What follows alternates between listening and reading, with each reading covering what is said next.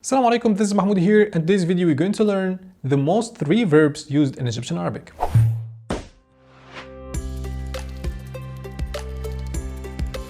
So the first verb is to eat. To eat is akul in Egyptian. Akul. So to say I want to eat is أنا عايز آكل. أنا عايز آكل. To drink. أشرب. أشرب. So to say I want to drink something, you would say أنا عايز أشرب, and then the thing that you want to drink it. أنا عايز أشرب. أنا عايز أشرب. The third verb is to go.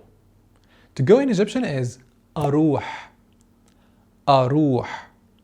So to say I want to go to somewhere is أنا عايز أروح. أنا عايز أروح دبي.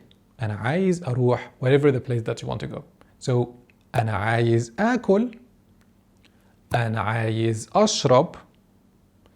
أنا عايز أروح. أنا عايز آكل بيتزا. أنا عايز أشرب بيبسي. أنا عايز أروح مصر. Easy? So the question is how to say I want to drink water. And by the way, water is مية. So leave your comment and I'll follow the answer with you. So this is it. Thumbs up if you like it, subs if you loved it, and I'll see you next one.